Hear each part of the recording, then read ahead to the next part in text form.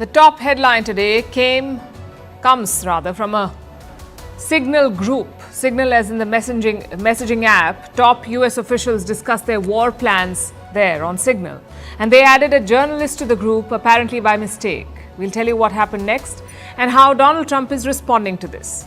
Meanwhile, in Saudi Arabia, there have been marathon peace talks stretching over 12 hours, but no peace yet for Ukraine and Russia. In India, the government is trying to evade or at least soften the blow of Trump tariffs. A US delegation is in New Delhi for talks. We'll tell you how it's playing out. Also, how Indian markets and the rupee have gained over the past week. Have they bounced back? We'll discuss that. Why India may suffer because of Trump's Venezuela policy. How the growing protests in Turkey may prove to be the biggest challenge for Erdogan yet. Why Canada is accusing India again, this time saying that New Delhi has the intent to interfere in next month's election. What is China's newest weapon? An undersea cable cutter. Why India's first naval drills with Africa are so significant. And is there a hidden old city under the Egyptian pyramids? All this and more coming up. The headlines first. India exposes Pakistan at the United Nations once again, calls out Islamabad for unwarranted remarks on Jammu and Kashmir. India asks Pakistan to vacate the illegally occupied parts of the region. Just last week, New Delhi had slammed Islamabad at a UN meeting and rejected its baseless claims of human rights violations in Jammu and Kashmir. The Sudanese army strikes a market in the western Darfur region. The airstrike has reportedly killed hundreds of people. Since 2023, the army has been fighting the paramilitary rapid support forces. The RSF controls nearly all of Darfur, which has faced some of the worst violence in this war. Australia unveils tax cuts in its pre-election budget. It will also slash student debt and speed up defence spending. Later this week, Prime Minister Anthony Albanese is expected to call a general election. Polls show his Labour government is locked in a tight race with the Conservatives. South Korea scrambles to contain its worsening wildfires. At least 4 people have been killed and thousands of acres of land have been destroyed. The blaze has also burned a historic Buddhist temple to the ground. This is one of South Korea's worst ever fire outbreaks. And chewing gum releases hundreds of microplastics into the mouth, say researchers. The study also warns of pollution created by the rubber-based sweet. If you chew around 200 pieces of gum a year, you could be ingesting 30,000 microplastics.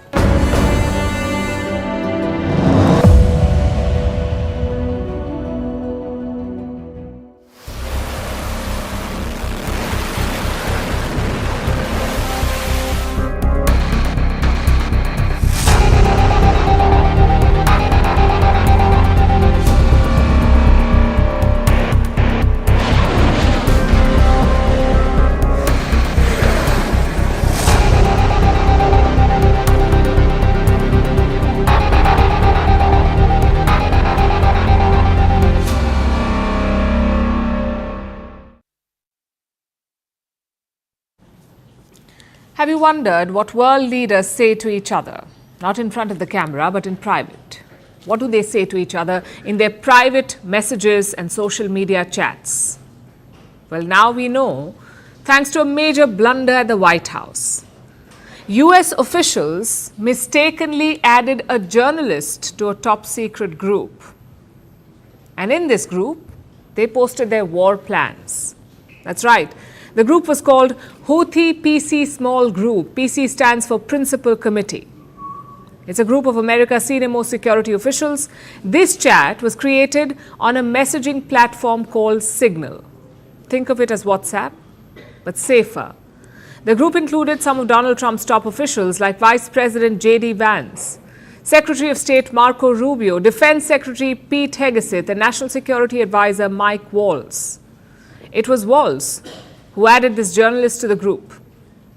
His name is Jeffrey Goldberg. The journalist, he's the editor-in-chief of The Atlantic. He was added to the group on March 11th. And what happened next will blow your mind. These American officials were discussing US policy against the Houthis, whether to attack them, how to attack them, and when to attack them. Apparently, Trump had given them a clear order. He wanted to go after the Houthis, to clear the Red Sea shipping lanes by force, but Vice President J.D. Vance was not convinced. In this group, he deviated from Trump's message. Let me quote from what he posted. I'm not sure the president is aware how inconsistent this is with his message on Europe right now. There's a further risk that we see a moderate to severe spike in oil prices. So J.D. Vance was not in favor of this attack. He felt like it was like America bailing out the Europeans. Why the Europeans? Because they use the Red Sea a lot. It is the shortest route from Asia to Europe. So Vance wanted to delay the strike, but Pentagon chief, the American defense minister essentially, Pete Hegseth, disagreed. He wrote that waiting around meant a lot of risks. For starters, what if the plan got leaked? Which is a brave thing to say after mistakenly putting a journalist on your top secret group. Anyway, Hegseth was all in. He said only the Americans could pull off such an operation, and looks like he convinced the VP. Listen to this exchange. At Pete Hegseth, if you think we should do it, let's go. I just hate bailing out Europe again. VP, I fully share your loathing of European freeloading. It's pathetic. But Mike, US NSA, is correct. We are the only ones on the planet who can do this. Nobody else even close. The final word came from Trump's close advisor. His name is Stephen Miller. He said Trump had given the green light, but he wanted Europe to pay up for this operation, meaning the US will restore Red Sea shipping. In return, they would get some economic benefits or payments. Now we cut to March 15. Pete Hegseth posted America's war plans on the group, like which targets would be hit, what weapons would be used, and the sequence of the attacks. Let me repeat that. America's Defense Secretary posted war plans on a messaging app. J.D. Vance replied to it, saying that he would pray for victory. And a few others chimed in with a prayer emoji. Yes, the same one that all of us use. Hegseth announced that the first bombs would drop at 1:45 p.m. Eastern Time, and on cue the strikes began. Soon the congratulations poured in. Look at the message by National Security Advisor Mike Waltz, a fist bump emoji, an American flag emoji, and a fire emoji. It's like a teen reacting to his favorite TV show.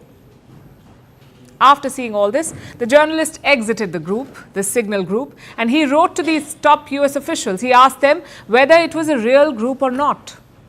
And yesterday, the White House confirmed that it was. You can imagine the horror and shame. The Americans are supposed to be intelligence experts. They topple regimes for fun, yet they couldn't keep their chats to themselves. Naturally, the White House is on the defensive. Donald Trump says he has no idea about the incident. I don't know anything about it. I'm not a big fan of The Atlantic. To me, it's a magazine that's going out of business. I think it's not much of a magazine, but I know nothing about it. You're saying that they had what? They were using Signal to coordinate on sensitive materials and having to do with what? Having to do with what? What were they talking about? With the Houthis. The Houthis? You mean the attack on the Houthis? Well, it couldn't have been very effective because the attack was very effective, I can tell you that. Pentagon Chief Pete Hegseth is also being dismissive. He says no war plans were discussed. You're talking about a deceitful and highly discredited so-called journalist who's made a profession of peddling hoaxes time and time again, to include the hoaxes of Russia, or the fine people on both sides hoax, or suckers and losers hoax. So this is the guy that peddles in garbage. This is what he does. A couple of things stand out in this fiasco. Number one, Trump officials are taking things too lightly. Signal is used to plan meetings and discussions, but not to reveal top secrets. It shows a level of carelessness in the White House. Number two, turns out top secret chats are much like our chats. Emojis, rants, and the occasional all caps. Even the group name is not official. It was simply called Houthis PC Small Group. And finally, point number three, the hatred for Europe is real. It's not some made-up campaign strategy. Trump officials are genuinely fed up with Europe. They accused Europe of freeloading, and they called Europe pathetic. It's not clear where this controversy will head next. The Democrats are calling for an investigation, but the White House wants to move on quickly. I guess the lesson here is clear. If you're a journalist, get on Signal and watch out for invites. The next one could come from the White House.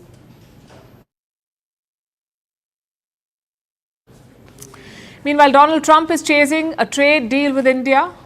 We are days away from the 2nd of April when Trump's reciprocal tariffs are set to kick in, and Washington is targeting all major trade partners. Doing it to help our country, and our country was riddled with fat, like no country probably anywhere in the world, and we're getting rid of the fat. And at the same time, we're going to be bringing in millions of very good, high-paying jobs, and we're going to be taking in a lot of money. Our country's going to be very strong. We've been ripped off by every country in the world, friend and foe. India too is on Trump's list. The US president has called India a tariff king. Those were his words, a tariff king. He has repeatedly slammed India's high tariffs and threatened to tax Indian exports to the US. The message has been clear and consistent. Whatever they tax us, we will tax them. Listen to this. So when India, which is a very big abuser, and Modi, he's fantastic, fantastic man. A lot of these leaders are fantastic. You have to understand one thing. They're 100%. These people are the sharpest people. They're not a little bit backward. They are at the top. You know the expression, they're at the top of their game, and they use it against us. But India is very tough. The clock is ticking. Indian government officials are hard at work trying to avoid the worst of Trump's actions. And with that goal in mind, India kicked off critical trade talks with the United States. A delegation of American trade officials is in New Delhi as we speak. Among them is Brendan Lynch. He's a top US trade negotiator. He's on a 5-day visit to India. Lynch has been holding talks with Piyush Goyal, who's the Commerce Minister of India. They are discussing a trade deal. India and the US have set a deadline for autumn. They want to close the first round of negotiations by then. But with Trump's tariff deadline looming, this week's talks gain a sense of urgency. They could shape India's trade relationship with the United States. So making progress now is very important. Which brings us to the question, what is the status right now? How close are the US and India to a trade deal? Well, they have made some headway, but key differences still remain. The US wants a significant trade deal with India, a deal that covers a wide range of products from electronics and farm goods to automobiles, all of it. In fact, Trump has specifically complained about this, about India's tariffs on auto exports. On average, the European Union, China, Brazil, India, Mexico and Canada, have you heard of them? And countless other nations charge us tremendously higher tariffs than we charge them. It's very unfair. India charges us auto tariffs higher than 100%. So Trump would like to see a wider deal, one that covers all major areas of the US economy, but India wants to take a more selective approach. India wants to pick and choose which goods to allow under this trade pact. And this approach seems to have frustrated the Americans. Howard Lutnick has questioned India's position on farm goods. He is the US Commerce Secretary, or America's version of a Commerce Minister. He wants lower tariffs on American produce. This weekend, he gave an interview in which he discussed the trade talks with India. Let me quote from what the US Commerce Secretary had to say. I said to Prime Minister Modi, you have 1.4 billion people and you bragged to us how amazing your economy is. Why won't you buy a bushel of our corn? So US farmers can't go to India, but Indian farmers can come at us. Why is that okay? Apparently, Lutnick had this exchange in February when Prime Minister Modi met President Trump. They held talks at the White House. Remember, farm imports are a sensitive matter for India. Agriculture is the backbone of our economy, of the Indian economy. It contributes 16% to India's GDP, and 46% of India's population depends on this sector for their livelihoods. So opening up India to US farm products could be counterproductive. Having said that, India has tried to meet the US halfway. It has lowered trade barriers to some American products, stuff like apples, American nuts, and duck meat. But Washington is not satisfied. It is asking for more. It wants better market access for a range of goods like corn, soybean, cotton, pulses, and dairy. So India is trying to find the middle ground. Reports say New Delhi is open to making major concessions. It could cut tariffs on $23 billion worth of US imports. That's more than half of US imports to India. The total is worth around $41 billion today. So what India is offering should be a tempting proposition. Of course, there are risks involved and no easy choices for New Delhi. Lower tariffs could hurt domestic industries. Higher tariffs will hurt Indian exporters. You have to pick one. After all, the US is one of India's top export destinations. Last year, India exported goods worth $77 billion to the US. If President Trump slaps tariffs on them, if he chooses to punish Indian exports, it would cost the Indian economy dearly. The losses could be as high as $7 billion a year. Beyond that, the tariffs have broader implications. They signal a shift in the global order, and they may spell the end of globalization.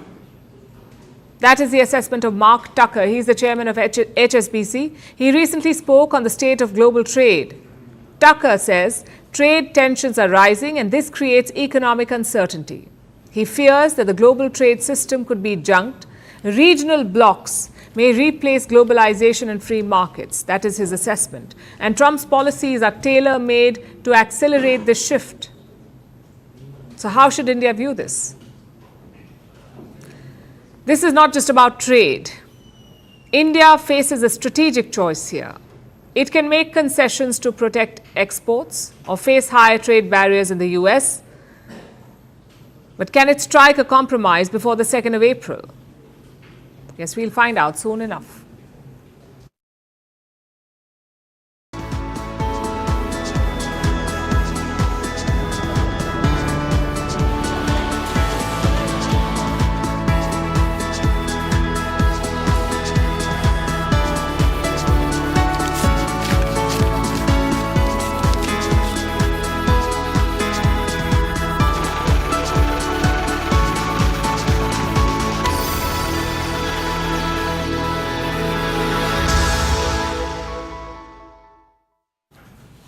Indian stock markets are watching these trade talks. After weeks of weakness, investors are feeling upbeat, it seems. There has been a rally in Indian stocks. They have made a comeback of sorts.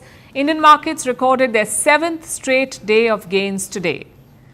The Sensex rose by 32 points. It is India's top 30 companies make up the Sensex. And the Nifty added another 10 points. This index, the Nifty 50, represents India's top 50 companies. So both indices are up.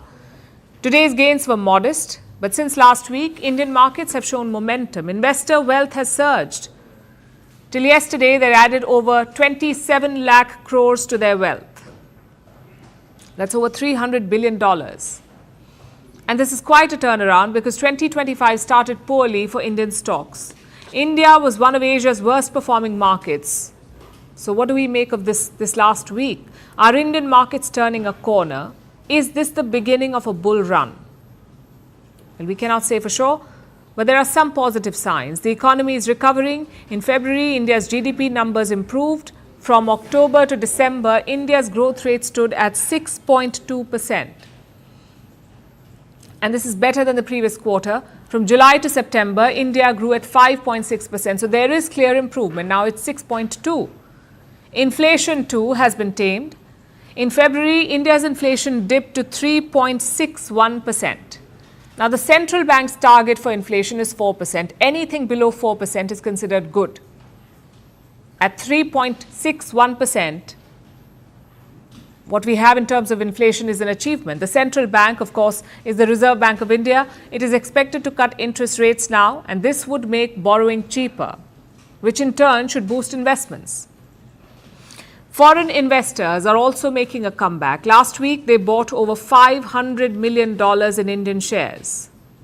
The government is doing its bit to spur the economy. Last year, spending on infrastructure was sluggish. It slowed to around $2 billion a month. In December and January, the spending picked up. It rose to over $10 billion a month, and this has lifted multiple areas of India's economy. It has created more jobs.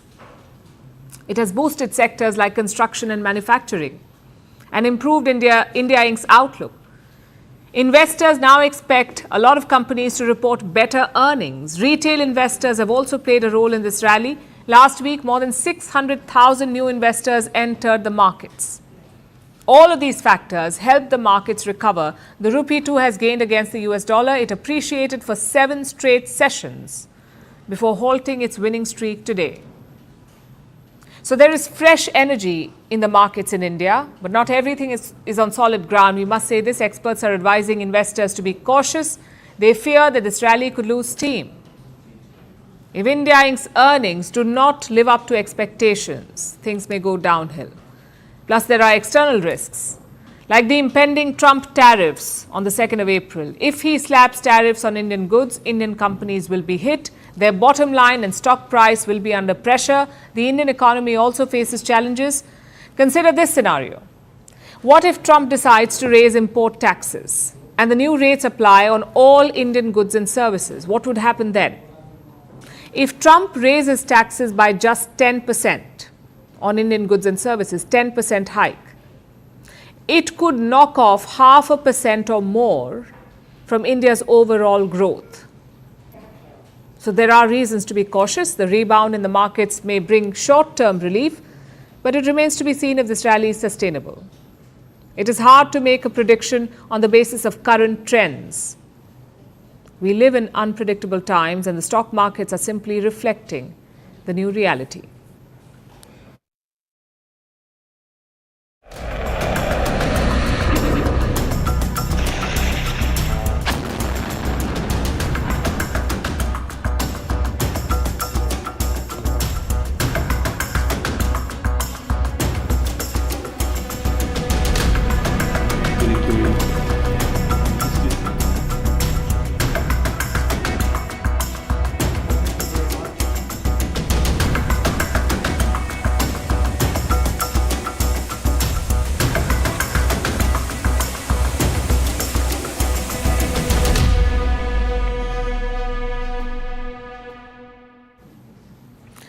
It was the diplomatic equivalent of an awkward family reunion. The Ukrainians, the Russians, the Americans all holed up in the same hotel in Riyadh, talking about peace, but not to each other. Yesterday, Russia and the US sat down for talks. It was a marathon 12-hour meeting. And what came out of it? Well, not very much. Moscow and Washington were supposed to issue a joint statement. That did not happen. A readout was also expected, and that too is missing. So the end result is more questions than answers. The Kremlin was asked about this, and here's what they said. I'm sure you will ask me about the results of talks in Riyadh. The results of the finished long Russian-American talks have been reported to the capitals. They are being analyzed now. So far, there are no plans of talks at the highest level. But as you know, it can rise rather fast. There is an understanding that the communication will continue, but there is nothing specific yet. It will be agreed upon. That doesn't tell us anything. Their answer was as vague as the outcome of the talks. But we have some inputs on what was discussed, and this came from the Russian Foreign Minister, Sergei Lavrov. He says the Black Sea was on the agenda. Monday's talks focused on a maritime ceasefire so that both sides can resume trade. Lavrov wants the US to quote-unquote order Kiev to sign the new navigation deal. When the president said, "We are for a ceasefire, but there are nuances who will ensure that the Nazi regime in Kiev doesn't break the promise.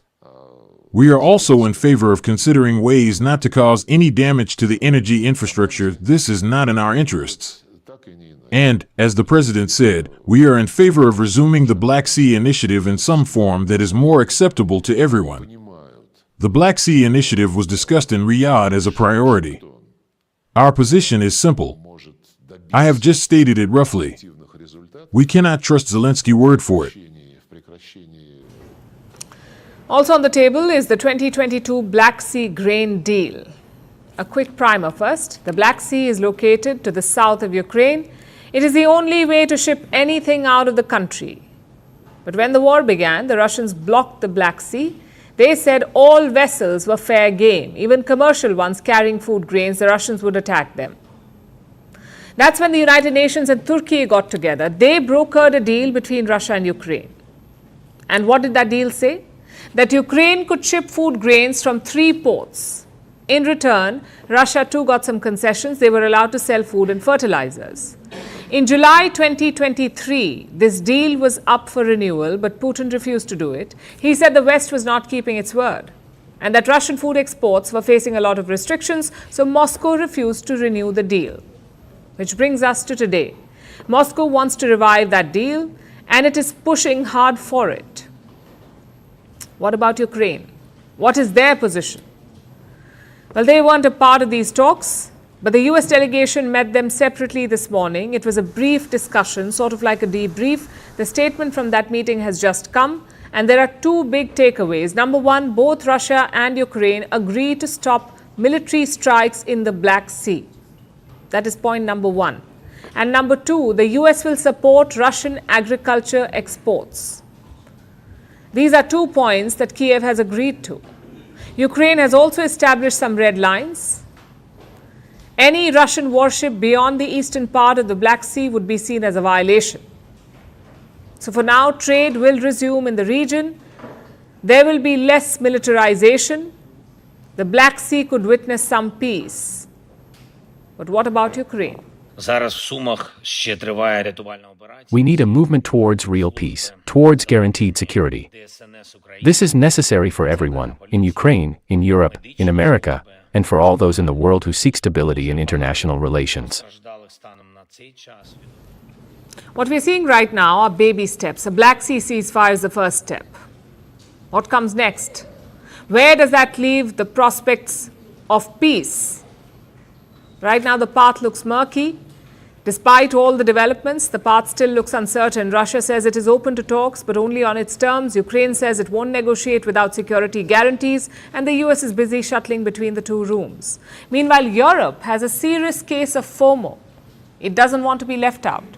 So the UK and France are now planning their own talks, a meeting of their so-called coalition of the willing. This is a group of countries ready to step up military aid for Ukraine. This meeting will take place on Thursday. But will it change anything? Diplomacy may be in full swing in Riyadh and Paris, but on the ground, the war is only escalating. Overnight, Moscow launched 139 drones. 78 of them were shot down. In the Ukrainian city of Sumy, a Russian strike injured 101 people, including 23 children. Meanwhile, Ukraine struck Russia's Belgorod, destroying 4 military helicopters. So right now, both armies are digging in, neither side willing to compromise, and the war grinds on.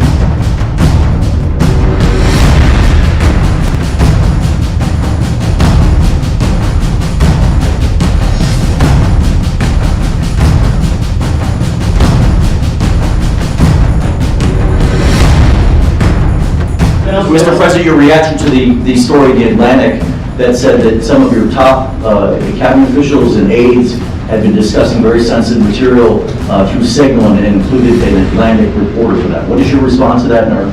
I don't know anything about it. I'm not a big fan of The Atlantic. To me, it's a magazine that's going out of business. I think it's not much of a magazine, but I know nothing about it. You're saying that they had what? They were using Signal to coordinate on sensitive materials and Having to do with what?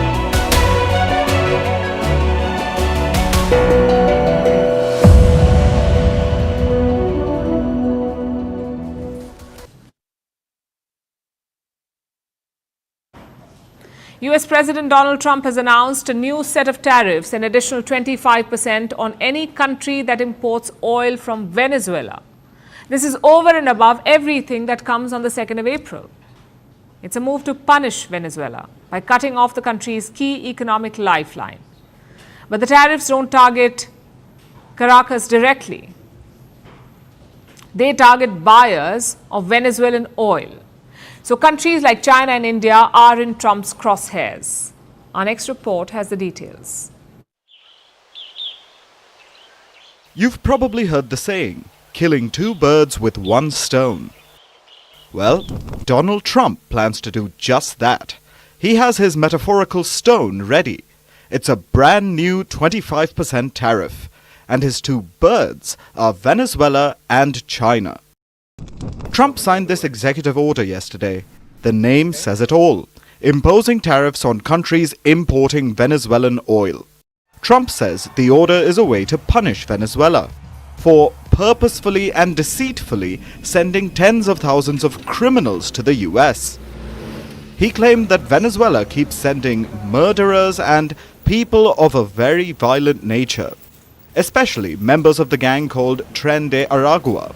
Trump has declared this gang a foreign terrorist organization, and he has been deporting anyone even suspected of being part of the gang.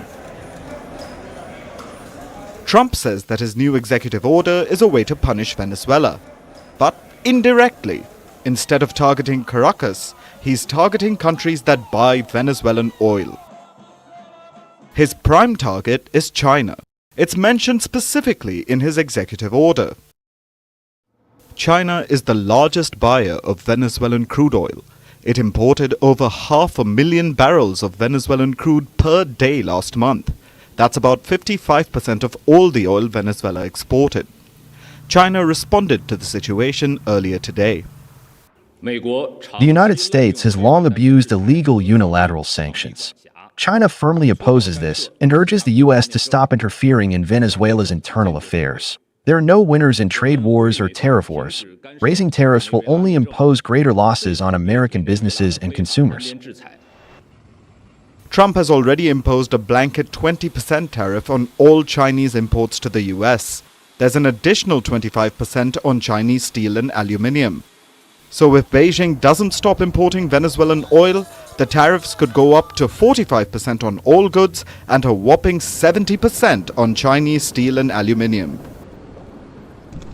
The Chinese statement may have been confrontational, but Beijing may actually toe Trump's line, because the alternative could devastate its trade.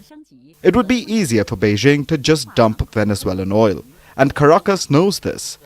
But Venezuela's President Nicolas Maduro struck a defiant note.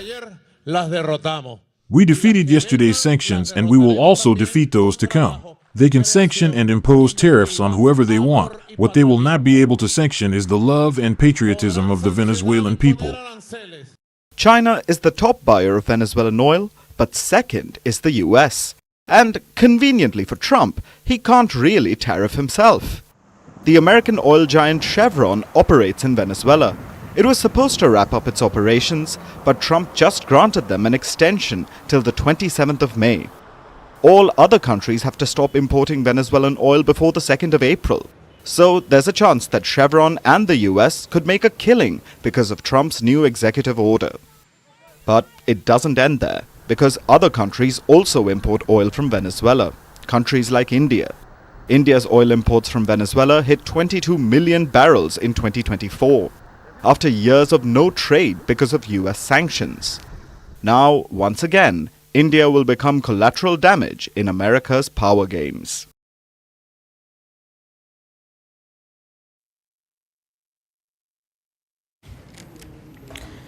He dreamt of ruling the Muslim world, but he can barely control Istanbul. That's the story of Recep Tayyip Erdogan. He's been leading Turkey for more than 20 years now, first as Prime Minister, then as President. In this time, he has dismantled most good things in the country, whether it's the fair democratic process or the independent judiciary or the famous Turkish secularism. But now the people have had enough. They have risen up in rebellion. Today marks the 7th night of public protests in Turkey. Take a look. Mücadeleye devam.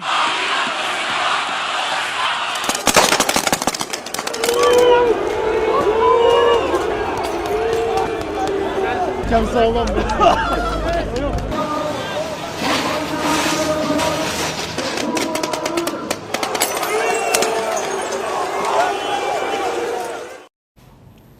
The trigger was a detention last week. Turkish officials took Istanbul's mayor into custody last Wednesday. His name is Ekrem İmamoğlu. He's now in jail over corruption charges. İmamoğlu is not just any other Turkish politician. He is Erdogan's chief rival. He was supposed to be nominated as a presidential challenger last week. Basically, he was to take on Erdogan in 2028.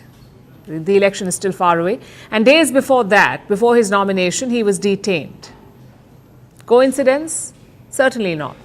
Erdogan might as well have slapped the handcuffs on İmamoğlu. That is how complicit he was. The protest may have started against this arrest, but now it's about a lot more. It's about the lack of jobs in the country. It's about the rising inflation. It's about the shrinking civil liberties, and it is about imposing conservative Islamic rules.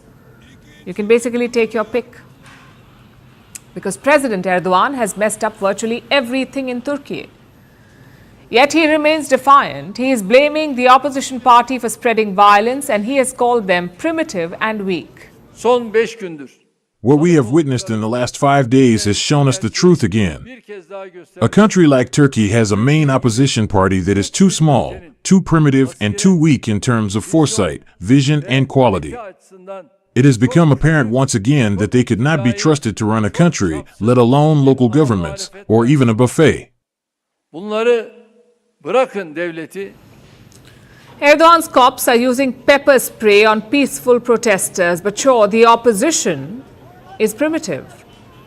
So far, around 1,200 people have been detained, and this includes journalists as well. But how did Turkey reach this situation? This country was once seen as a model for West Asia, a secular, progressive democracy. What happened to those values? In one word, Erdogan. That's what happened. Initially, his policies did deliver growth, but in the last decade, it's been a train wreck. Just look at their currency, the lira. In March 2015, $1 was equal to 2.6 lira. Do you know how much it is today? From 2.6 to almost 38 lira. $1 is 38 lira. That is Erdogan's legacy in the last decade. The one number has risen under his rule, and that is inflation. Last month, Turkey's inflation was at 42%. His own policies contributed to this. Until recently, Erdogan pushed for Islamic economic policies, and a big part of that was low interest rates. You see, Islam frowns upon charging interest. So President Erdogan said, "We will not hike lending rates." Even when inflation crossed 50%, Erdogan said no. He let his own people suffer for his beliefs. Meanwhile, he was more focused abroad. Erdogan was busy spreading the Arab Spring around West Asia. He was busy talking about Kashmir. Every UN meeting, Erdogan would do the same. His usual spin plus Kashmir. Nobody asked for his advice or suggestions, but Erdogan gave it anyway. He talked about the so-called oppression in Kashmir. You want to know who's really oppressed? These Turkish protesters on your screens, they are being bludgeoned with water cannons, beaten back with batons and doused with pepper spray. This is what oppression looks like. Erdogan forgot the most simple rule of politics. Fix your country first, then lecture abroad. If not, this will be the result. Also at blame are the morality professors in Washington and Brussels. Where have they disappeared? The European Union released a weak statement. They asked Turkey, and I'm quoting, to uphold democratic values. I'm sure Erdogan is trembling with fear. And the Americans? Well, they're simply following the events in Turkey. The State Department called it an internal judicial matter. Why the soft approach? Because the West needs Erdogan. He is key to doing business with the new regime in Syria. He is a key channel between Ukraine and Russia. He is also a member of NATO, hence the blind eye to this crackdown in Turkey. Donald Trump's ally, Elon Musk, is actively supporting Erdogan. He has suspended X accounts of Turkish opposition leaders. I guess free speech dies in the Bosphorus. All of this makes one thing quite clear. The battle lines have been drawn in Turkey. Erdogan has survived worse than this. But remember, he's a lot older now and a lot more unpopular than he was. Plus, he is facing a younger, charismatic challenger. In his pursuit of rebuilding the grand Ottoman legacy, Erdogan may have jeopardized his own or whatever was left of it.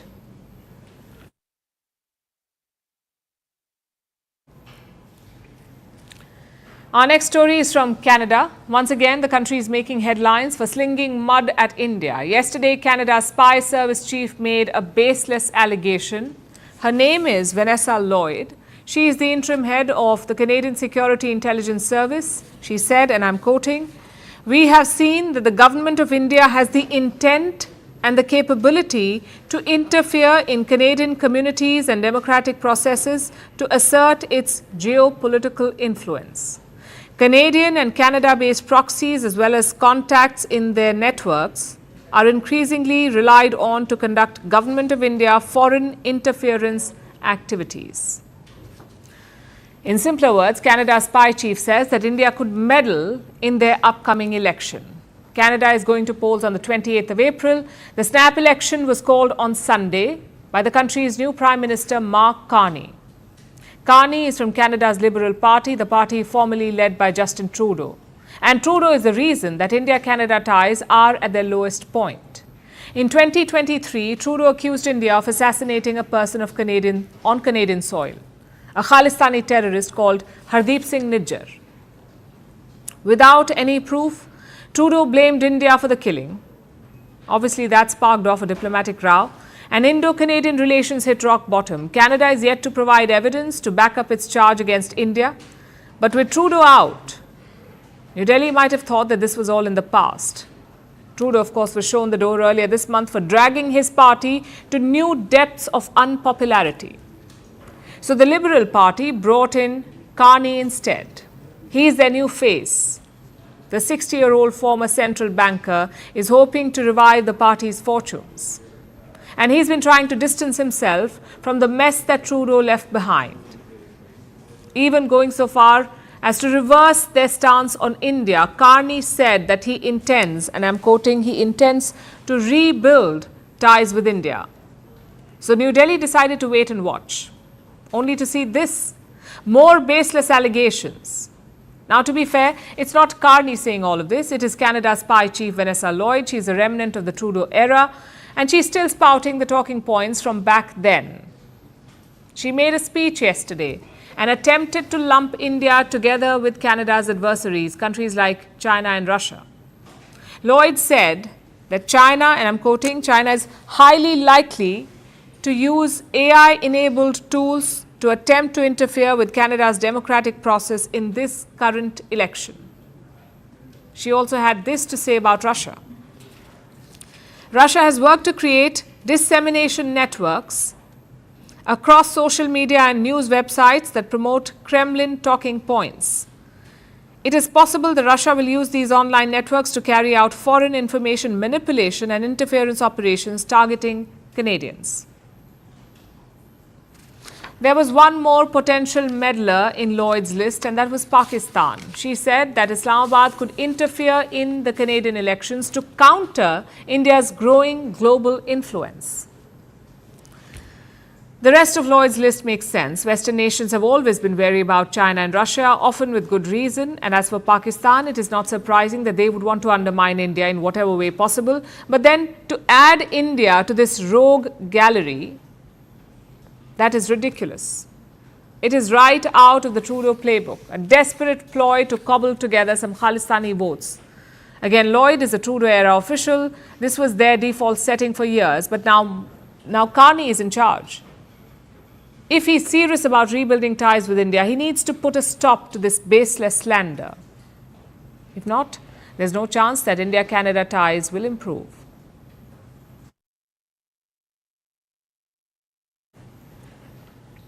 China has a new weapon, and it's not about power projection. It is about cutting power cables. You heard that right. China has unveiled a deep-sea cable cutting device. It's the first nation in the world to do so, to officially disclose such a tool.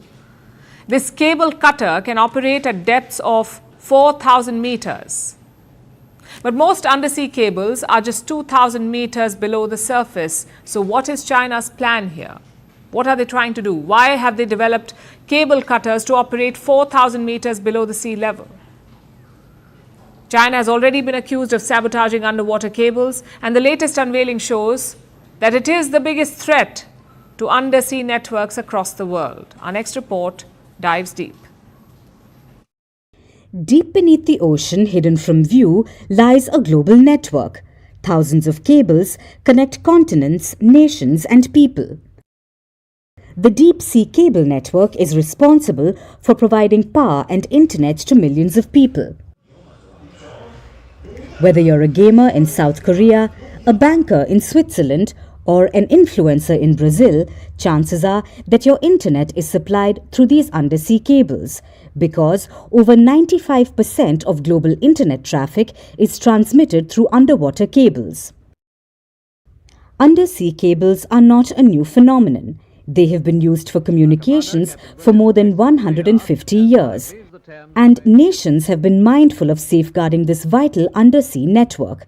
That is, until China decided to take matters into its hands. Beijing has just unveiled a deep-sea cable-cutting device which can cut the underwater communication, power and internet lines.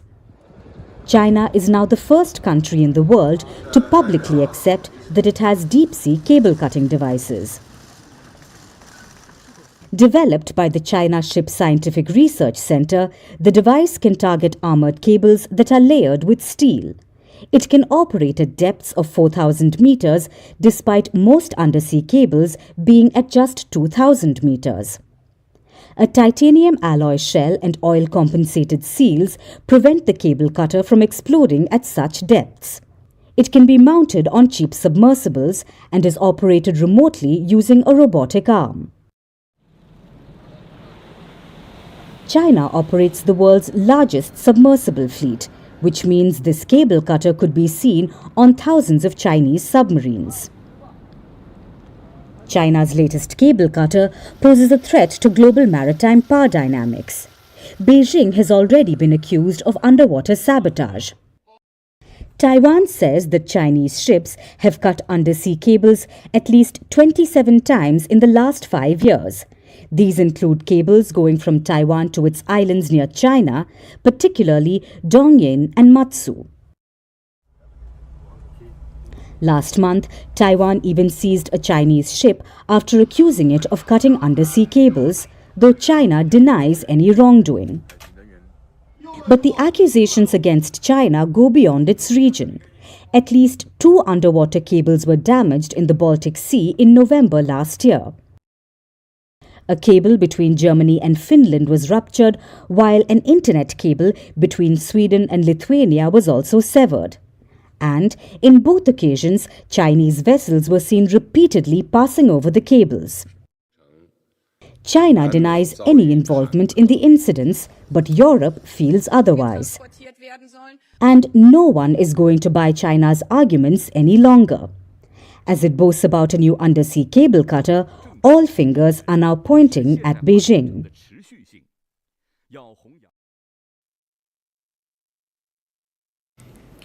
From China's dubious plans in the sea, we turn to a more responsible naval power, India. The Indian Navy is expanding its partnerships. They will hold drills next month. We're talking about large-scale exercises, and for the first time, only with African nations. They're calling it the Africa-India Key Maritime Initiative, or ACM for short. In Sanskrit, ekam means unity.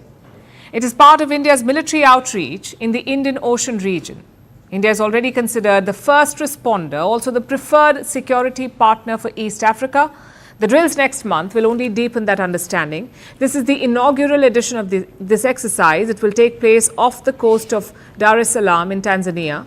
India's Defence Minister Rajnath Singh will inaugurate it. At least 11 countries are participating this time, including India, co-hosts Tanzania, Comoros, Djibouti, Eritrea, Kenya, Madagascar, Mauritius, Mozambique, Seychelles and South Africa. Like I said, this is the maiden edition of ACAM. The exercise will be held every 2 years and more African partners will be invited in the years ahead. This again is a first of its kind exercise for the Indian Navy and for India. It will be co-hosted by the Indian Navy and the Tanzania People Defence Force and will also witness participation from 10 African countries from the east coast of Africa. As on date, we are likely to have 7 ships from our African partners and friends, with observers also joining in. So, AKEM is a Sanskrit word, means unity, and it aims to bring regional countries together towards a common goal of maritime security and growth in the region, because in the end, we are all united through the oceans. The Indian Navy's goal is clear: increasing interoperability with African allies and deepening security cooperation in the region. India is already working closely with many African partners. Like Mauritius, India has access to their bases and close ties with Mauritius. Prime Minister Modi, in fact, was in Port Louis earlier this month. That's the capital of Mauritius. It was a 2-day visit focused on boosting bilateral ties. Then we have Madagascar. India has a listening post there. It monitors all maritime traffic in the region. Nations like the US, France and Germany and many others have bases in the Horn of Africa and Djibouti, mostly for anti-piracy operations. But India is the only country that has bases along the East African coast. And here's why this is important. New Delhi is committed to tackling regional threats. Threats such as piracy, illegal trafficking, unregulated fishing and unreported research missions. And China is behind at least 2 of these threats.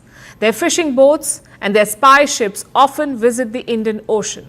The Chinese call them research vessels, but their purpose is clear to the world. They spy for Beijing, and they frequently operate off the East African coast. Several countries in this region have raised concerns. For instance, last year Mozambique protested against Chinese trawlers. Their navy tracked more than 130 Chinese fishing boats off their coast. 130. What were they doing there? Being fishy as usual. The Chinese have been overfishing in their waters for decades. Now their trawlers operate beyond China's maritime borders. And here's what Beijing does. It sends a mob of fishing boats near foreign waters. These boats fish unchecked and they deplete local fish populations. All because China cannot stop over-consuming. It is basically stealing the resources of other countries. And in recent years, Africa has been at the receiving end of this. Chinese trawlers have been reported near many countries in Africa, in Kenya, Somalia, Mozambique, Ghana, Senegal, and Nigeria. And what are these countries doing about the illegal Chinese presence? A lot of them are turning to India. They see New Delhi as an ally and a democratic maritime power, a power that won't engage in suspicious ocean activity. Nor will India send fishing militias to deplete Africa's resources. The ACAM exercise is just the first step. Africa is sending a message to China. The tide now belongs to India.